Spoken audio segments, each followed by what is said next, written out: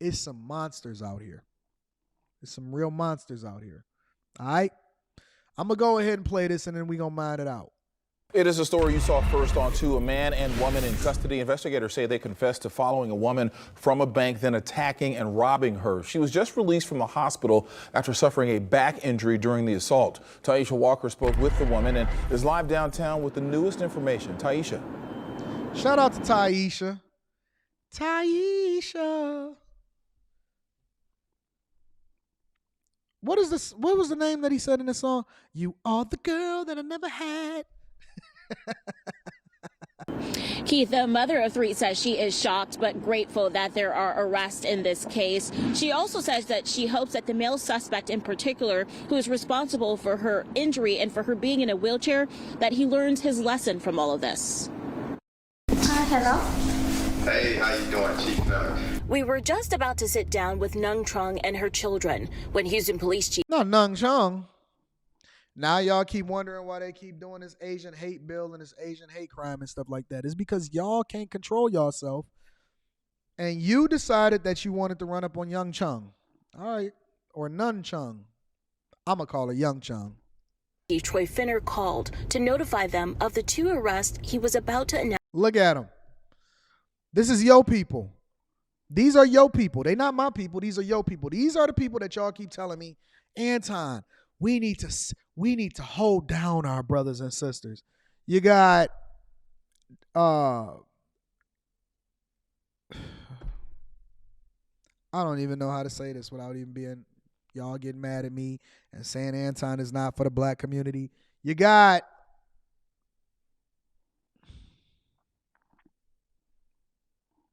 Lil Baby over here. And you got Bonquisha over here with the baby hairs. Smoked out. Both of them been smoking their entire life since they was infants. Making us look bad out here in these streets. But Anton, we got to celebrate the black. All black people ain't bad. Announced in a press conference. I really want to thank everybody, the entire team, for getting these 2 individuals in custody. Houston police say 17-year-old Joseph Harrell and 19-year-old 17 and 19. 17 and 19 is out here putting paws on Young Chung for a couple dollars. Has paralyzed Young Chung for a couple dollars. A 17-year-old. Now, don't tell me that he don't fit the description. Listen, y'all keep telling me, Anton, you can't profile. We can't be stereotyping. Damned if I don't. If I see Bebe walking down the street, don't tell me that I should not have my hand on my pistol. On my legal concealed carry pistol. Because if I see Bebe and Bonquisha walking down the street, I'm going to be on high alert. Don't tell me I got something to lose. And you do too. And you do too. Keep on walking around like a whole fool and not a half fool. And watch this 17-year-old man knock your face off and paralyze you. He literally put this chick in a wheelchair, paralyzed her, and she got 3 kids. And now we sitting and wondering why they keep having these hate bills and all of this junk coming across. Okay, let's continue. Nika Woods followed Trung 24 miles from a bank to a shopping center last month to rob her of the envelope of cash she withdrew. Investigators say Woods drove while Harrell approached Trung, body slammed her, and ran back to the car with the $4,200. Followed her 24 miles. Listen to what he's saying. Followed her 24 miles, beat the fuck out of her, body slammed her, all for $4,200. They will knock your head off for nothing. They will put you and paralyze you for nothing. don't care about their own life. 17 years old will throw away their whole life, will follow you for 24 miles, don't care about your family, don't care about your kids, don't give a fuck about nothing that you stand for. They will follow you for 24 miles, body slam you, take your little bit of money, and leave you paralyzed. Vượt qua cái khó khăn của mẹ. I really need support from everyone to help me able to walk again. Trung was just released from the hospital yesterday after spending more than a month trying to gain back her mobility after the injury. Doctors say it could be a year or even longer before she can walk again. It's been difficult since she's the only one who's working to provide food for us and everything. Trung says she's happy Harrell is off the streets. She's even more grateful for the outpouring of support she's receiving from the community. I'm glad we got this guy arrested, and we're standing with you through your recovery. Anything that you need from us, just let us know, okay? Yes, thank you. Trung is the only one in her family able to work because her husband died several years ago. With her Widowed. A widowed woman with 3 kids getting followed to the bank, body slammed and beat up by Lil Nug Nug. That's what y'all said in the chat. And these are the people that I'm supposed to support. These are the people that Yo, I had somebody that sent me a message. They sent me a DM and they was kicking my ass. They said, Anton, you should be doing even more for the community. Despite all of the guys that you mentored, they say despite all of the, I'm adding that part in. Despite all of the guys that you mentored, despite all of the people's businesses that you funded, despite the amount of money that you give away, despite the support and the community service that you've done, despite doing a homelessness project for over a year. I volunteered doing a homelessness project for over a year. And they think that I'm about to go into the community. Let me tell you something. Let me show you something. This is literally impromptu. Let me show you what my community is. I'm going to show you something really quickly.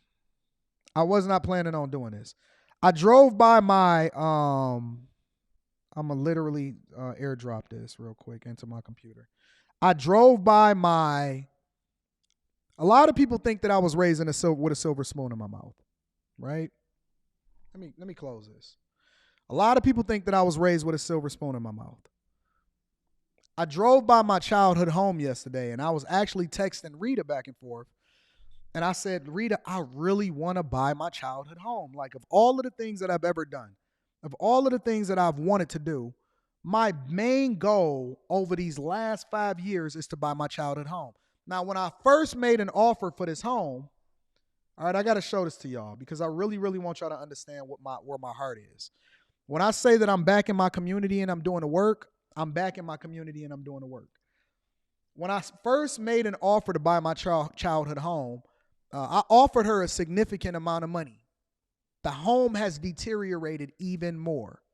Now, ironically enough, they own a home, but this is the worst house on the block. When I say I'm trying to buy up my community, I'm buying up land, I'm secretly buying up the block. I'm secretly buying up my childhood home or trying to buy up my childhood home. I went and talked to her yesterday. Let me show you what my childhood home yesterday. These are pictures. I did not know I was even going to show this. These are pictures from my childhood home. I'm going to show you the first photo. See if I can get that up there.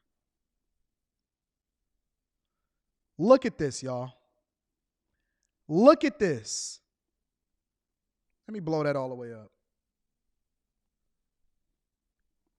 Look at this, y'all.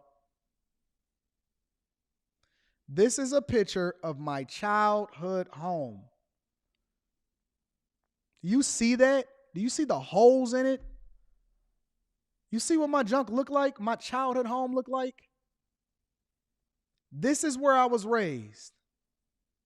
This is where I was raised.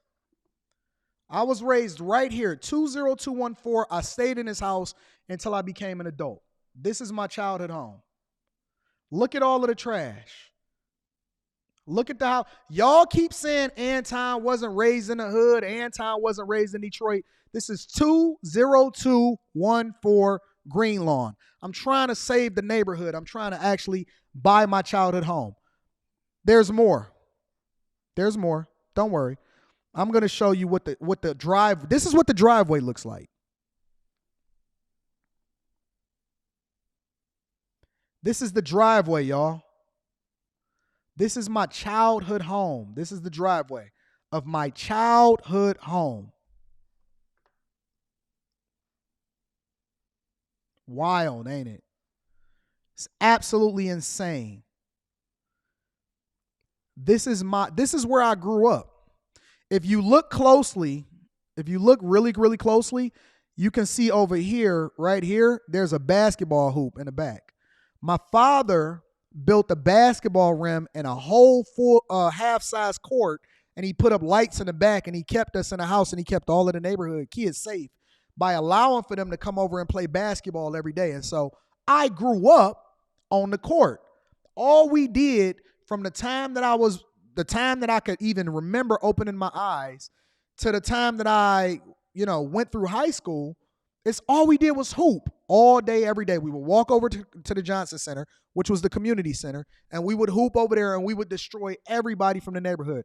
This basketball hoop is still standing, and it's a a half-size court back there. Let me give you another view. Let me give y'all another view of what my childhood home looked like. This is the full-size view. This is the whole view of the home. You see all of that trash right there on the porch, and the blinds, and the top of the house is falling apart and everything like that. And you know what the funniest part about it is?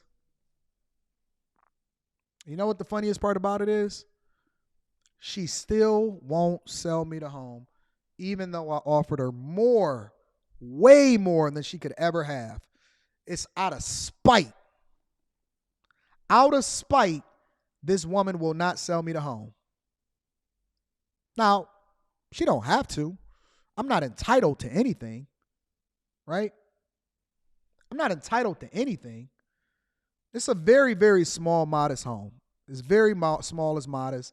It's between 7 Mile and 8 Mile, Wyoming and Livernois. This is the house that I grew up in.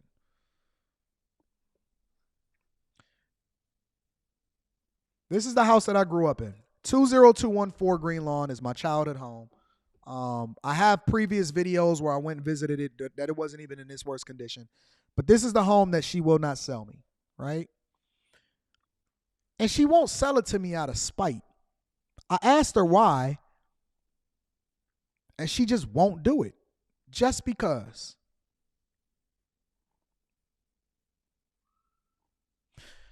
The guy that lived over to the left, his name was Bernard.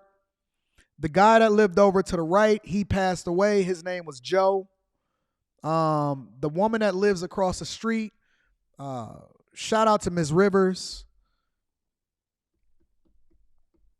It's bad. It's messed up. So if y'all want to know where I was living, where it was that I was raised, where I come from, the house that I was raised in, why I used to have to walk from all the way over to 7 Mile in order to catch the Hamilton bus all the way downtown Detroit and back. Every single day I caught the bus, but sometimes it would take me like an hour and a half, depending on the bus route.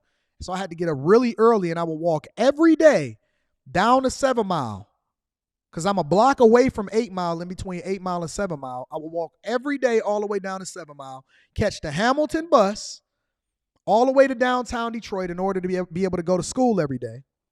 This is what my life was like. Walking through the hood, this is what my life is like. So, there you have it. Now you get even more transparency into what it is that where I come from, what it is that I do, and why I'm so passionate about my community and the things that I get into on a regular basis.